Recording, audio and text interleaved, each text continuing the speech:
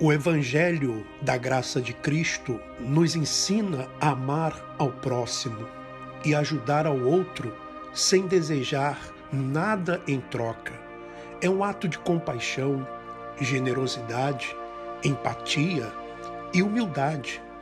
Sendo assim, amar ao próximo é se importar com a vida do outro.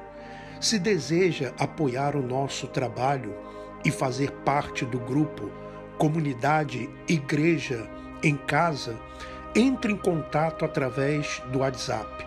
Sinal de mais 351 912 590 270.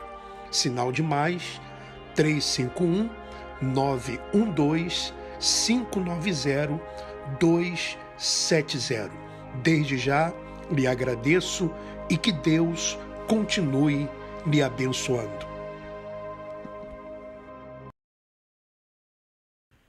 Bom, muito bem, meu irmão, minha irmã, amigos e amigas. Então vamos à mensagem de hoje e logo após a mensagem nós estaremos realizando a oração. Veja bem que eu gostaria de chamar a sua atenção para algo muito importante. Nós que temos sido alcançados pelo Evangelho da Graça, temos sido alcançados por esse entendimento do Evangelho da Graça, e eu posso dizer por mim mesmo, tá? Mesmo dentro do sistema religioso, eu tinha algumas indagações. E isso hoje eu entendo que já era o próprio Espírito Santo já trabalhando, já agindo. Porque às vezes nós queremos que as coisas elas mudem, né? Muito rápido. E as coisas não são assim, principalmente dentro do nosso entendimento. Veja bem, nós que estamos agora nesse entendimento, desde que nós nascemos e fomos crescendo, nós fomos aprendendo algumas coisas que ficaram enraizadas na nossa mente. E depois que nós entramos no sistema religioso, esses argumentos, sofismas, argumentos que parecem lógicos, criaram dentro da nossa mente uma fortaleza. Isso mesmo, uma fortaleza. Então, quando veio algo novo, algo diferente, a primeira reação é não aceitar. Quer dizer, não, isso aí é loucura. Jesus já voltou no ano 70. Eu sempre ouvi a minha vida toda que Jesus vai voltar. Eu preguei isso. Eu falei isso para outras pessoas, que Jesus vai voltar, que nós temos que estar preparados. Como é que agora Jesus já veio no ano 70? Mas você sabe que existem 2 versículos na Bíblia que sempre me chamaram muita atenção quando eu lia. Mas como eu não tinha o entendimento do Evangelho da Graça, eu não deixava com que essa palavra entrasse. Então, eu não buscava me aprofundar. E quais foram esses 2 versículos? Eu vou dizer para você quais foram esses 2 versículos que eu sempre, quando lia, eles criavam algo dentro de mim, mas eu não deixava entrar na minha mente, no meu espírito, porque nós estávamos mais preocupados com outras coisas, por exemplo, em fazer uma campanha, como trazer pessoas para encher o templo, como criar um argumento para dar o envelope do dízimo, fazer a pessoa trazer o sacrifício dentro do envelope. Mas preste atenção nesse versículo que está em Mateus capítulo 16, versículo 28. Olha o que Jesus disse nesse versículo 28 do capítulo 16 de Mateus. Jesus diz assim: eu lhes digo a verdade.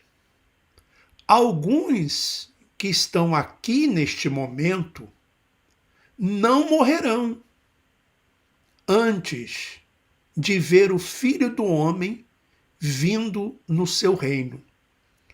Então, quando eu lia esse versículo, eu ficava pensando assim, mas espera aí. Jesus falou que dentre aquelas pessoas que estavam ouvindo ele ali, algumas dessas pessoas não iriam morrer sem antes de ver o Filho do Homem vindo em seu reino. Ora, eu ficava pensando, será que Jesus se enganou? Será que... O que Jesus quis dizer com isso? Jesus quis dizer o que está escrito. E, de fato, algumas pessoas que estavam ali ouvindo ele não morreram antes do ano 70. Uma delas foi João, que morreu depois do ano 70, né, que nós já vimos naquele documentário que nós fizemos sobre a morte dos apóstolos, e também Tomé, que morreu no ano 72, e fora as outras pessoas que certamente estavam vivas também ali no ano 70. Outro versículo que me chamava muito a atenção também está em Mateus, só que em Mateus 24. Mateus 24, o versículo 34, que Jesus disse assim, olha o que Jesus disse. Mateus 24, 34. Eu lhes digo a verdade, esta geração certamente não passará até que todas essas coisas tenham acontecido. E o que Jesus falava? Ele falava da destruição do templo, da vinda dele, do fim dos tempos. Mas, veja, mesmo tendo conhecimento e lendo esses versículos, como nós estávamos dentro do sistema religioso, isso não entrava. Por quê? Porque nós não buscávamos o conhecimento. E também, meu irmão, minha irmã, porque não era ainda o tempo. Essa é a verdade. Porque quando chega o momento da pessoa ser alcançada pela graça de Cristo, não tem jeito. Ela vai ser alcançada. Primeiro, ela não vai aceitar. Ela vai dizer, não, isso aí não pode ser.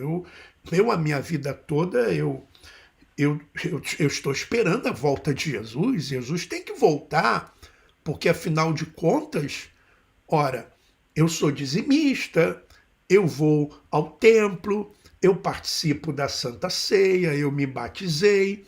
Então não é justo que Jesus não volte para me buscar, né?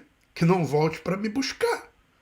E que os ímpios, aquelas pessoas que não dão dízimo, aquelas pessoas que não vão aos templos, que não participam da ceia, não é justo que essas pessoas fiquem aí.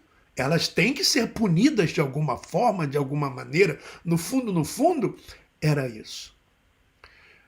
Mas Depois, o que acontece? A pessoa, ela fica com uma pulga atrás da orelha. E aí ela começa a buscar o entendimento. Aí a mente vai se abrindo. Aí ela vai tendo entendimento. E o próprio Deus vai trabalhando, o próprio Espírito Santo vai trabalhando nesse sentido. É assim que acontece. Nós vamos ler agora um capítulo da Epístola de Paulo, da segunda Epístola de Paulo aos Coríntios. Veja, essa comunidade de Coríntios era uma comunidade muito complicada. Por quê? Porque Paulo, dizem que ele escreveu, os estudiosos dizem que ele escreveu 4 cartas para essa comunidade. Apenas 2 chegaram, tá? Ou foram encontradas essas 2. E a primeira carta que o apóstolo Paulo manda, ele manda e ele tem a notícia que algumas pessoas questionam a autoridade dele, que algumas pessoas não aceitam, né, a autoridade dele, que eles dizem que Paulo estava sendo muito severo na sua primeira carta, e quando ele mandava carta ele era severo, mas quando ele estava lá ele era mais maleável e tal. Então vamos ler o que está em 2 Coríntios capítulo 10. Diz assim: agora eu, Paulo, apelo a vocês com a mansidão e a bondade de Cristo, mesmo ciente de que vocês me consideram fraco, pessoalmente, e duro apenas à distância, quando lhes escrevo. Então eles diziam que Paulo, quando estava presente, era fraco, era mais maleável, mas quando ele escrevia ele era duro, muito severo. Pois bem, suplico-lhes que, quando eu for visitá-los, não precise ser duro com aqueles que pensam que agimos segundo motivações humanas. Então, alguns pensavam que Paulo estava agindo por uma motivação humana. Por exemplo, Paulo estava sendo ganancioso, ou Paulo estava com inveja de alguém, ou Paulo queria ser melhor do que alguém, tá? Ele diz: embora sejamos humanos, não lutamos conforme os padrões humanos, tá? O que são os padrões humanos? Os padrões humanos é lutar com armas, com ódio. Mas veja o que Paulo diz: usamos as armas poderosas de Deus e não as armas do mundo, para derrubar as fortalezas do raciocínio humano e acabar com os falsos argumentos. Então a luta de Paulo era justamente usar as armas poderosas de Deus. E quais eram essas armas? Eram os argumentos que ele tinha, eram as revelações que ele havia recebido do próprio Cristo ressuscitado. E essas armas ele usava para quê? Para derrubar as fortalezas do raciocínio humano e acabar com os falsos argumentos. E é isso que nós temos tentado fazer. Acabar com os argumentos, com os raciocínios humanos que a religião criou justamente para escravizar as pessoas. Veja, o apóstolo Paulo disse: nenhuma condenação há para os que estão em Cristo. Então não há condenação, meu irmão. Se você está em Cristo, minha irmã, não há condenação. Não há condenação. Veja que As pessoas, por causa do sistema religioso, elas criam dogmas, elas criam, sabe, paradigmas. E no fundo, elas criam fortalezas. Quando Paulo usa esse termo fortaleza, era porque as cidades naquela época eram cercadas por muros e elas viravam fortalezas. E as muralhas não deixavam com que os inimigos eles entrassem, tá? Eles entrassem. Então servia como como se fosse uma proteção. Então Paulo usa esse argumento dizendo o seguinte: olha, na verdade esses argumentos humanos, esses raciocínios humanos são como fortalezas que impedem a verdade de entrar, que impedem as boas novas de entrar. Veja, meu irmão, minha irmã, quando nós éramos crianças, quando nós éramos meninos, nós ouvíamos muitas histórias, lendas no Brasil. Estou falando do Brasil. Então, até uma certa idade, nós acreditávamos nessas lendas, nós acreditávamos nesses contos. Por exemplo, quem é do Nordeste acreditava no boto cor-de-rosa. Havia um boto cor-de-rosa que se apresentava como homem para seduzir as mulheres, não é assim? Tem essa história no Norte, não tem essa história? Por exemplo, tem histórias criadas da mula sem cabeça, né? do lobisomem. Eu lembro que na minha época de garoto, tinha um casal que morava assim, um casal de senhor, senhora, e eles eram assim, não gostavam de conversar com os outros, quer dizer, não gostavam, eles viviam a vida deles lá para casa e tal. E a gente, o que rondava lá entre o meio era que eles viravam lobisomem, tá? Eles viravam lobisomem. Então, nós acreditávamos nessas coisas, acreditávamos, vamos virar lobisomem, mula sem cabeça, acreditávamos em fantasmas, Saci Pererê, essas coisas todas, eram contos, não é isso?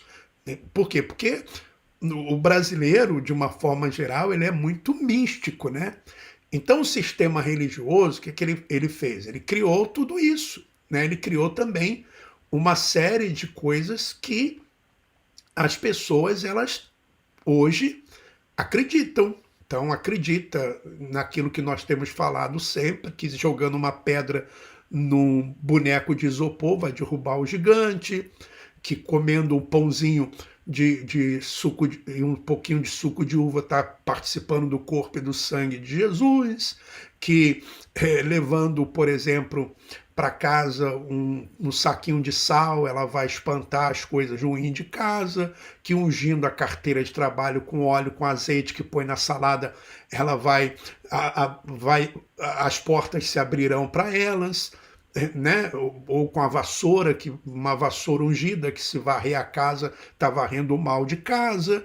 Então, e isso vai criando fortalezas dentro da cabeça da pessoa, que a pessoa hoje ela está tão apegada a essas coisas, ela está tão apegada a isso, que hoje ela não consegue viver uma vida, um evangelho simples, um evangelho só com a palavra, um evangelho só com a oração, um evangelho com buscar o entendimento. Ela não consegue, porque ela tem que ter essas coisas que mexem ainda com a imaginação dela, com o folclore, com essas coisas, tá? Ela tem isso ainda dentro dela. Então, para que isso saia, é muito difícil, não sai de uma vez. Tem que se trabalhar com argumentos, né? Por exemplo, as pessoas elas acreditam, né? Você imagina só, elas acreditam que nós acreditamos nessa história que houve uma rebelião no céu. Que houve uma rebelião no céu. Quer dizer, e a Bíblia diz que rebelião é como pecado de feitiçaria. Se alguém tiver aí agora Por favor, pesquise aí no Google, por exemplo, rebelião, pecado de feitiçaria. Então, imagine, nós acreditávamos que houve uma rebelião no céu, quer dizer, no céu, o pecado de feitiçaria no céu. Quer dizer, como é que um lugar aonde é um lugar que se considera puro, um lugar onde Deus habita, né? E lá, por exemplo, tem pecado de feitiçaria. Ora, se houve uma rebelião no céu, né? Se houve uma rebelião no céu, e se houve lá o pecado de feitiçaria, quem garante que não vai acontecer de novo? Quem garante que não vai acontecer de novo? Se nós imaginarmos dessa forma, se nós imaginarmos dessa maneira.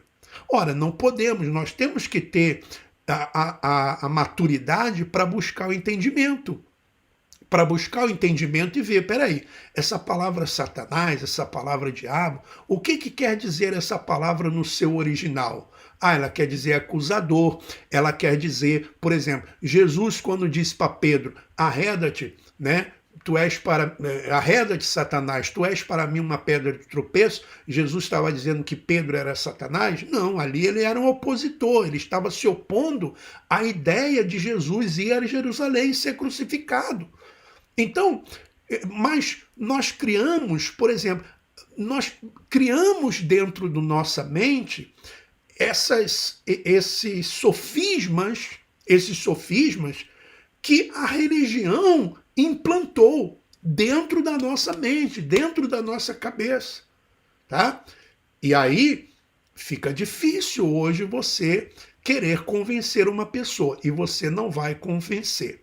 Você não vai convencer. O que você vai poder fazer é levar o evangelho da graça, deixar com que o Espírito trabalhe na cabeça da pessoa, no coração. Quando eu digo cabeça, né, na mente dela. Porque a libertação, ela acontece na nossa mente, né? É onde acontece a libertação. É na nossa mente que acontece a libertação, tá certo? Então, e o apóstolo Paulo, ele diz assim, e ele também sabia que o evangelho que ele pregava estava encoberto para algumas pessoas, né? Ele diz lá ele diz lá em 2 Coríntios mesmo, ele diz assim, 2 Coríntios, capítulo 4, o apóstolo Paulo, no capítulo 4, versículo 3, ele diz assim, se as boas novas, né, se o evangelho que nós que anunciamos estão encobertas atrás de um véu, é apenas para aqueles que estão perecendo. Perecendo aonde? No entendimento. Perecendo, deixando-se levar por esses raciocínios equivocados, esses raciocínios que muitas vezes até parecem que são raciocínios corretos, né? Mas não são, né? Veja, deixa eu achar aqui o pecado de rebeldia é como feitiçaria.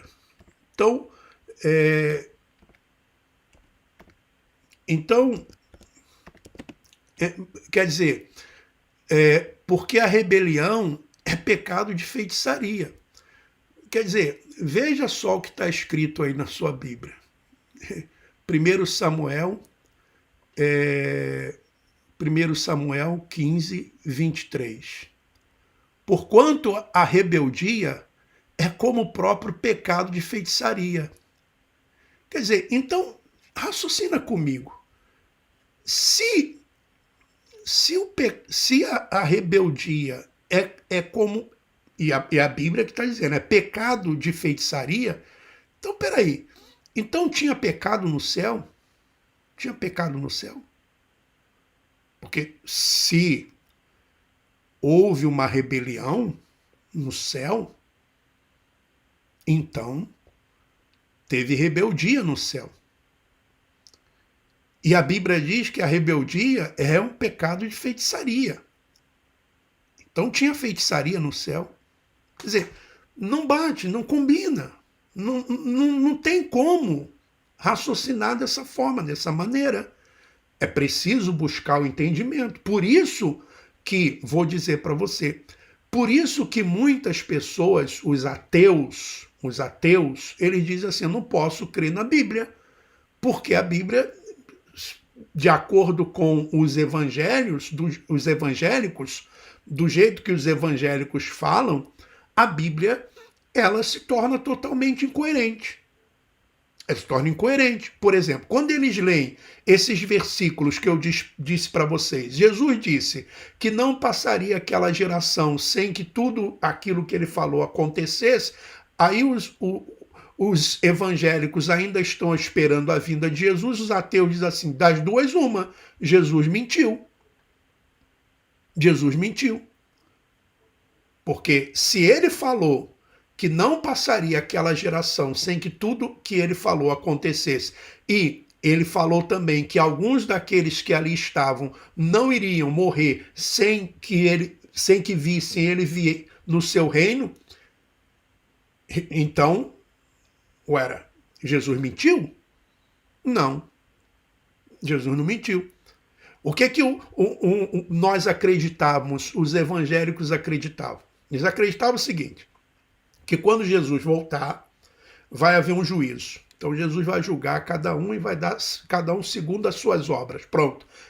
Já deixa de ser pela graça, porque em Efésios está dizendo que nós somos salvos pela graça, e isso não depende de vós, não por obras, para que ninguém se glorie. Mas os evangélicos acreditam que Jesus vai vir e vai dar cada um segundo as suas obras. Ora, uma incoerência. Quando, na verdade, a Bíblia fala que esse juízo que iria acontecer era sobre o povo de Israel, os judeus, e eles viviam segundo as obras. Eles viviam segundo as obras. Então, nós temos que buscar o entendimento. Nós temos que avançar no entendimento. E por isso nós estamos lendo a história dos hebreus. Por isso nós estamos buscando contextualizar tudo, para não ficarmos nas mãos daqueles que tentam e conseguem com êxito criar fortalezas na mente das pessoas e escravizá-las. Escravizá-las com um pedacinho de pau, uma pedra, um saquinho de sal, né? uma aguinha bendecida, consagrada, e assim eles fazem. Então, meu irmão, minha irmã, veja, nós estamos caminhando.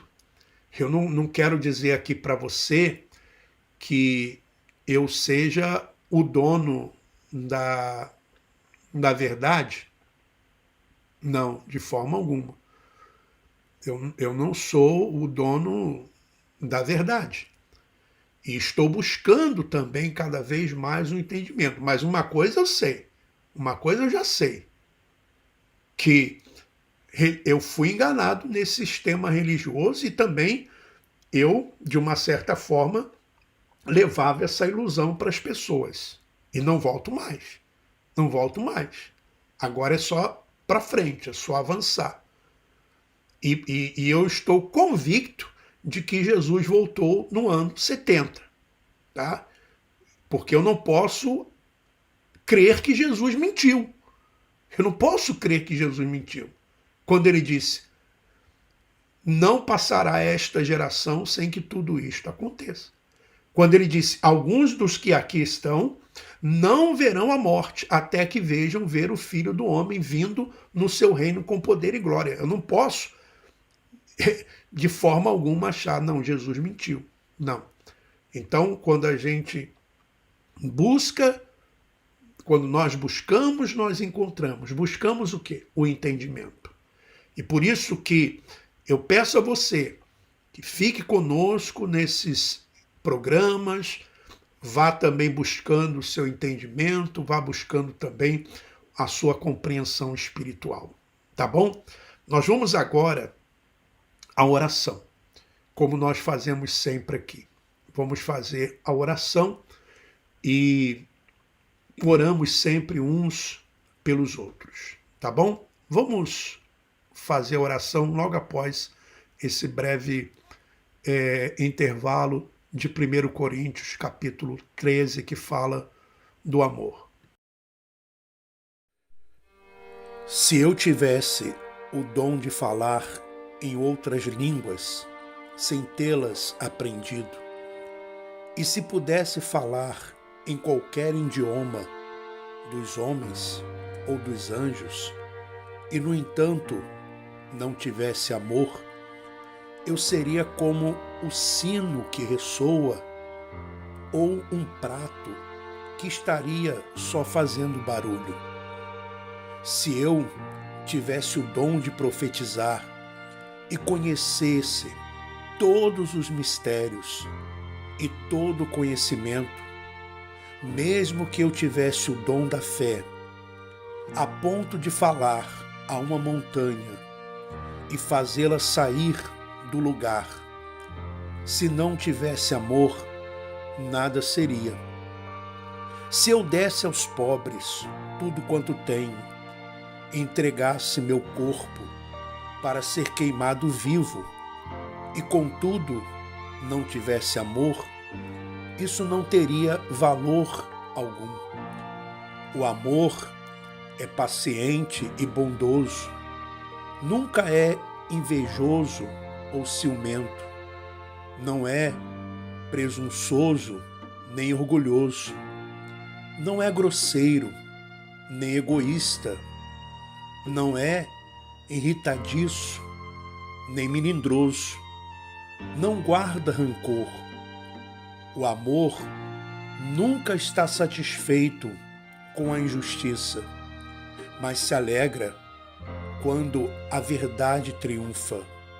O amor tudo sofre, sempre crê, sempre espera o melhor, tudo suporta. 1 Coríntios, capítulo 13, do versículo 1 ao versículo 7.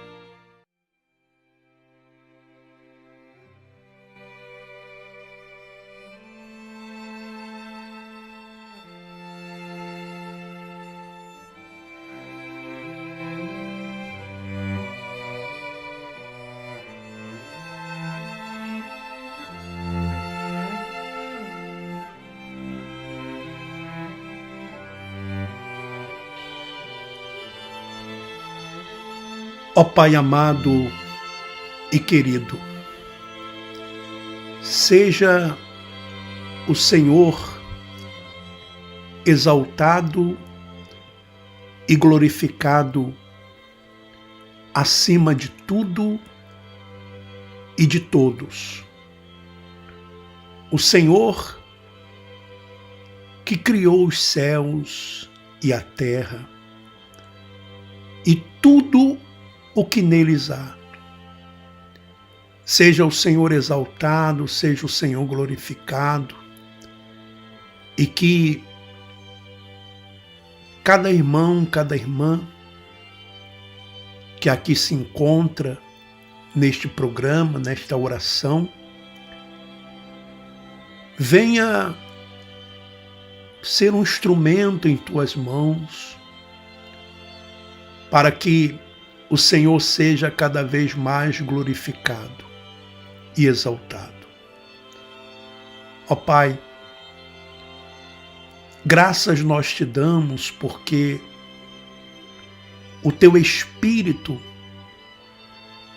tem nos colocado a sede de buscarmos mais e mais o entendimento da tua palavra, da tua vontade. Porque nós não podemos e não queremos mais voltar atrás. As coisas folclóricas, do engano, salvos da religiosidade. E junto com essa salvação, fomos salvos do preconceito, da misoginia, da xenofobia, da homofobia. Fomos salvos de tudo isso. Porque agora, quando nós olhamos para cada pessoa, nós não olhamos a carne, olhamos o espírito. E no espírito somos perfeitos. Sim. Louvado seja o Senhor por isso. Nesse instante, ó Pai, te pedimos também por cada pessoa que se encontra talvez com alguma dúvida, com alguma indagação, que o Senhor olhe, que o Senhor conduza, que o Senhor faça a tua vontade. Olha para aqueles que estão, Senhor, neste momento aflitos, em uma cela escura no presídio. Olha para aqueles que estão nas ruas, talvez sem um lugar para se abrigar do frio, do sereno. Aqueles que estão, meu Pai, em clínicas de recuperação, os profissionais que trabalham com essas pessoas, dê paciência. Olha também, meu Pai, para os idosos, como temos pedido ao Senhor sempre, que cada filho, cada filha possa ter esse desejo e o prazer de cuidar dos seus, que chegaram à velhice. Meu Pai, eu agradeço pela vida de todos os irmãos e irmãs que aqui estão. Aqueles que têm nos ajudado, aqueles que têm, de alguma forma, estendido as mãos para ajudar esse trabalho.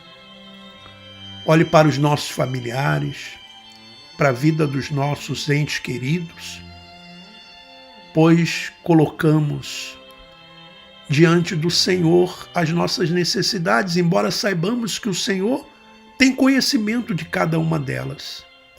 Mas porque o Senhor é Pai, nós temos o prazer de expor ao Senhor as nossas necessidades, porque queremos intimidade com o Senhor. Sabemos que o Senhor tem controle de tudo, mas tenha misericórdia, tenha compaixão. É o que eu te peço, te agradeço, ó Pai, de todo o coração, e eu creio. E aqueles que creem, digam assim seja.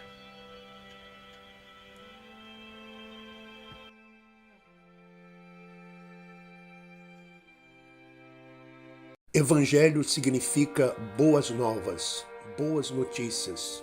O Evangelho nos conduz a um estado de espírito onde passamos a viver no presente o reino de Deus.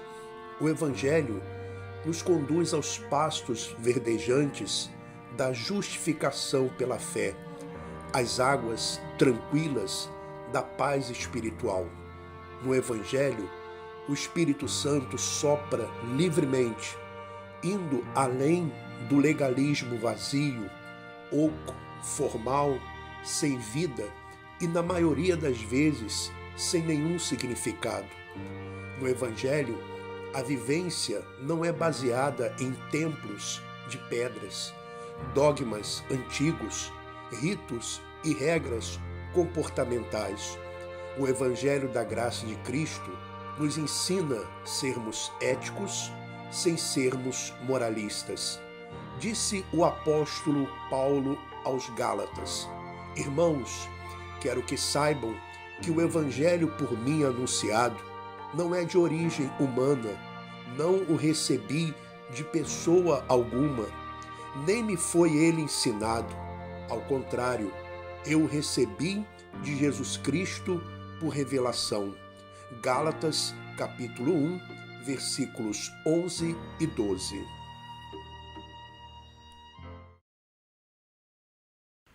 Bom, muito bem, meu irmão, minha irmã, amigos e amigas. Olha, não esqueça da nossa live, né? No próximo dia 31, tá? No próximo dia 31, uma live exclusiva para os membros do canal, você que é membro do canal e também você que é um colaborador do canal.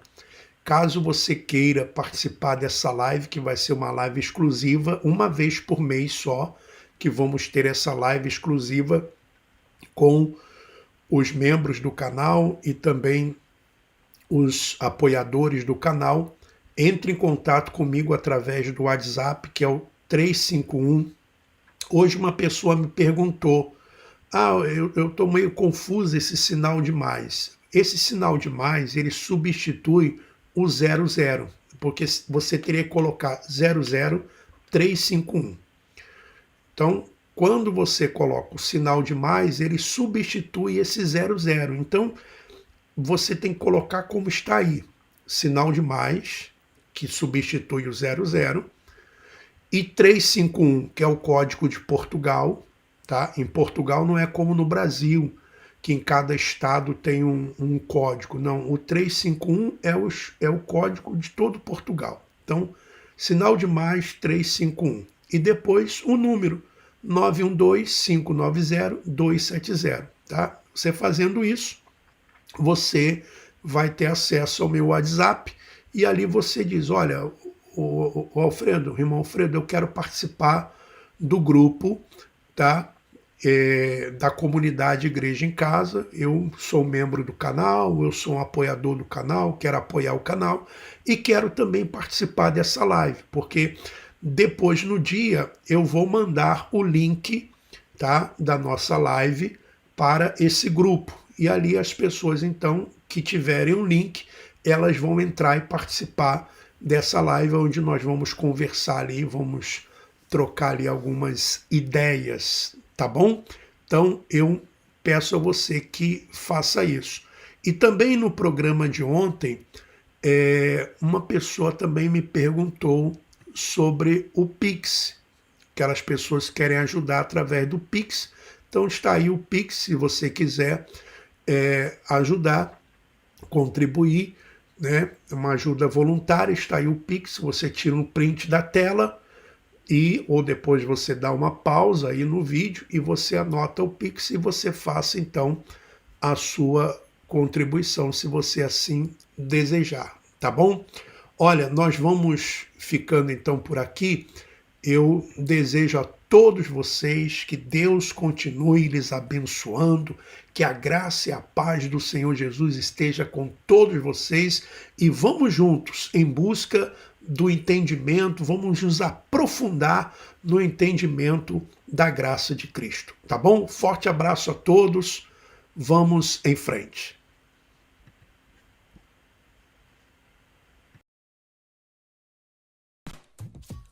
Olá, primeiramente quero dizer para você que você é muito bem-vindo aqui no nosso canal. E hoje, neste pequeno vídeo, eu gostaria de lhe mostrar como que você pode ser um membro do canal.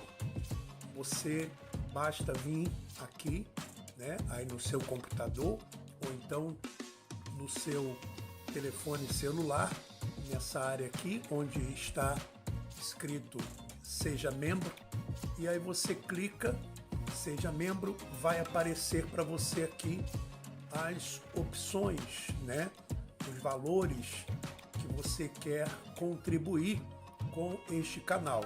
Aí você escolhe um valor e clica em Seja Membro, tá bom?